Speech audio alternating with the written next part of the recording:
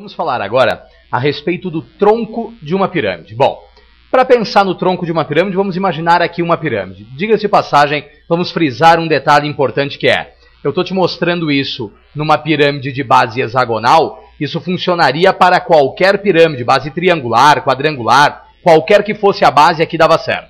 O que vai acontecer? Imagina que nós temos a pirâmide e a gente pega um plano e corta essa pirâmide com um plano paralelo à base da pirâmide. No momento em que nós cortarmos a pirâmide com um plano paralelo à sua base, a gente acaba dividindo a pirâmide em duas partes. Uma parte de cima, que é uma piramidezinha, e uma parte de baixo, que é um tronco de pirâmide.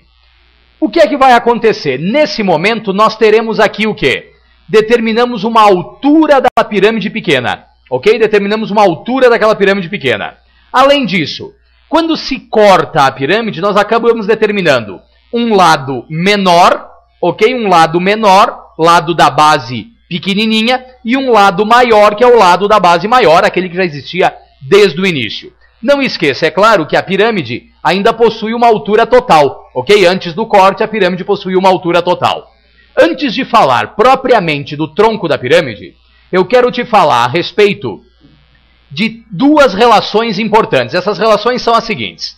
Pensa, se eu tiver área da base menor dividida por área da base maior, você vai me dizer que isto é igual a lado menor ao quadrado dividido por lado maior ao quadrado, que é igual a altura menor ao quadrado dividida por altura maior ao quadrado, e qualquer que seja a relação que aparecer aqui, ok? Isso funcionaria com qualquer um dos elementos da pirâmide.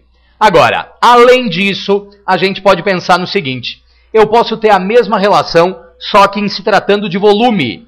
Pense, volume pequeno ou parcial, que é daquela pontinha lá em cima, dividido pelo volume total é igual lado menor ao cubo dividido por lado maior ao cubo, igual a altura menor ao cubo dividido por altura maior ao cubo. E insisto, isto funcionaria para qualquer que fosse a relação, ok? Poderia ser a apótema da pirâmide menor dividido por apótema da pirâmide maior, ambos elevados ao cubo e assim sucessivamente. Agora, veja uma coisa, a altura total é o hzão, a altura menor é o hzinho. Quando nós pegamos o hzão e subtraímos o hzinho, o que sobra é a altura do tronco, ok? O que sobra é a altura do tronco. E aí vamos falar agora especificamente do tronco da pirâmide. O que é que a gente pode dizer? Dá uma olhada. Quando a gente pensa num tronco de pirâmide, nós temos uma base menor e uma base maior, ok? Temos uma base menor e uma base maior. O que é que vai acontecer? As faces laterais de um tronco, todas são trapézios, ok? São todas trapézios isósceles. Lembra, segmento que sai do centro da base menor e vem até o centro da base maior é a altura do tronco. Além disso, a gente vai observar o seguinte, vai observar que a gente tem ali, ó, o apótema do tronco. O apótema do tronco é, na verdade, a altura do trapézio, que é a face lateral, conforme a gente vê na figura. Então, você vai me dizer o seguinte, área lateral é igual a N. O que é N? N é o número de lados da base. Nesse exemplo, por exemplo, N seria 6. Se a pirâmide fosse uma pirâmide quadrangular, o N seria 4, e assim por diante. Área lateral é igual a N, que multiplica lado menor mais lado maior, tudo isso vezes o apótema do tronco, dividido por 2. Essa é a área lateral.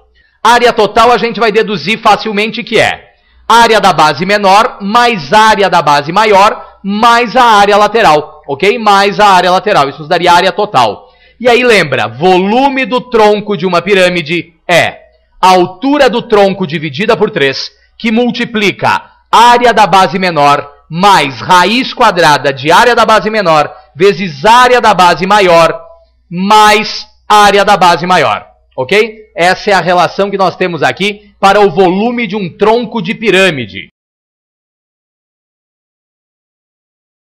Agora, assim como há tronco de pirâmide, também há tronco de cone. Veja, imagina que nós temos o cone, vamos seccionar por um plano paralelo à base, e aí nós determinamos um cone pequeno e um tronco de cone. Ao admitir essas duas ideias, a gente vai perceber que o cone menor tem uma altura hzinho e que o cone maior tem uma altura hzão.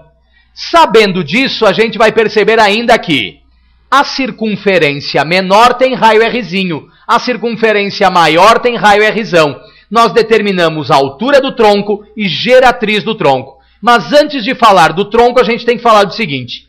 Área da base menor dividida por área da base maior é igual a Rzinho ao quadrado dividido por Rzão ao quadrado, que é igual a Hzinho ao quadrado dividido por Hzão ao quadrado, que é igual a geratriz menor ao quadrado dividido por geratriz maior ao quadrado. Ok? Quando a relação é de área, essa estrutura fica elevada ao quadrado.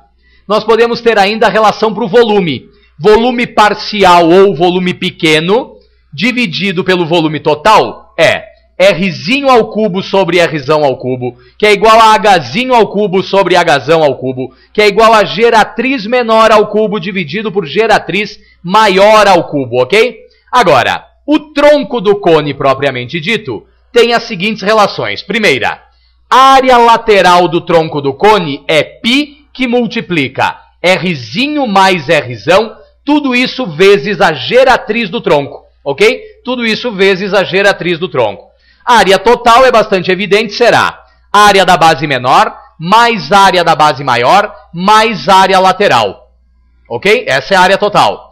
E volume do tronco será π que multiplica a altura do tronco sobre 3, que multiplica Rzinho ao quadrado mais Rzinho vezes Rzão mais Rzão ao quadrado. Lembrando que Rzinho é o raio da base menor e Rzão é o raio da base maior, ok? Temos aqui então o tronco do cone e já falamos anteriormente do tronco da pirâmide. Além disso, devemos observar o quê?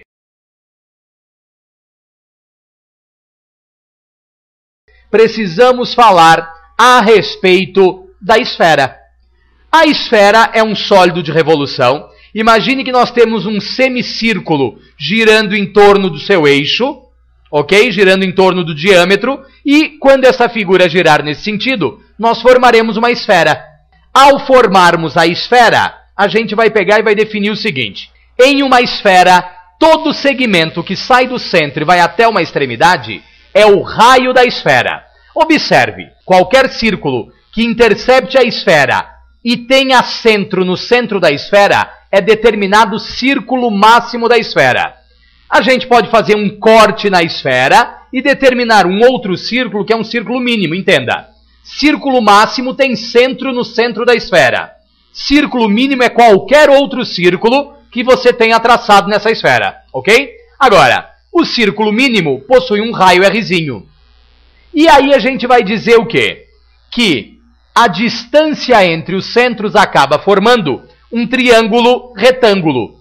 Ao admitirmos isso, a gente vai usar Pitágoras. Raio da esfera ao quadrado é igual a distância ao quadrado mais Rzinho ao quadrado, ok? Essa é a secção da esfera.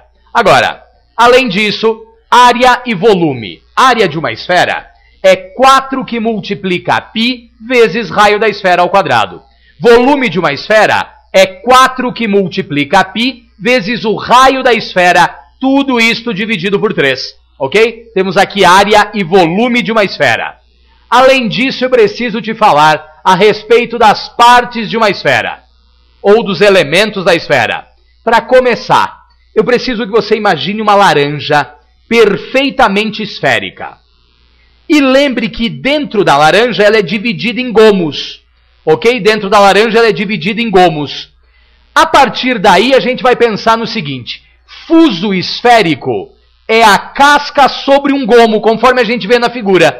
Fuso esférico é a casca sobre um gomo. Enquanto que cunha esférica é o gomo propriamente dito. Note que tanto o fuso quanto a cunha precisam de um ângulo de abertura partindo do centro da esfera para que os mesmos existam. E aí a gente vai pensar no seguinte. O fuso esférico é a casca, então o fuso tem área. A cunha esférica é o gomo propriamente dito. Então, a cunha esférica tem volume. Vamos usar uma regra de 3 bastante simples, vamos dizer o seguinte. Para 360 graus, um giro completo, nós teríamos a área da esfera toda. Para um ângulo alfa, nós teremos apenas a área do fuso esférico. Da mesma forma que, para 360 graus, eu teria o volume de toda a esfera. Para um ângulo alfa, eu vou ter apenas o volume da cunha esférica. Ok? Para um ângulo alfa, nós teremos apenas o volume da cunha esférica. Em seguida, precisamos falar da calota esférica. Observe, calota é quando nós cortamos fora uma tampinha da esfera, ok? A grosso modo, cortamos fora uma tampa da esfera, e aí a gente vai observar o seguinte, essa tampa vai ter uma altura. Essa tampa onde foi feito o corte tem um círculo mínimo ali, que vai definir um raio Rzinho. E haverá o raio original, que é o raio da esfera original. Qual é a área da calota esférica? A área da calota esférica é 2π, que multiplica raio da esfera vezes a altura da calota. Enquanto que o volume de uma calota esférica é π, que multiplica a altura da calota, tudo isso dividido por 6, e multiplicando 3 vezes raio do círculo menor ao quadrado, mais a altura da calota elevada ao quadrado, ok? Então nós temos aqui área de uma calota esférica e volume de uma calota esférica. Além da calota esférica, a gente vai ter o quê? Vai ter a zona esférica. Imagina que nós tiramos uma calota esférica em cima e uma calota esférica embaixo. Ao retirarmos isso, nós ficamos com o seguinte, perceba, raio original da esfera, um raio 1 e um raio 2, que não precisam ser necessariamente iguais. A gente vai dizer que a área da zona esférica é 2 que multiplica π vezes o raio da esfera vezes a altura da zona, ok? 2 que multiplica π vezes o raio da esfera vezes a altura da zona.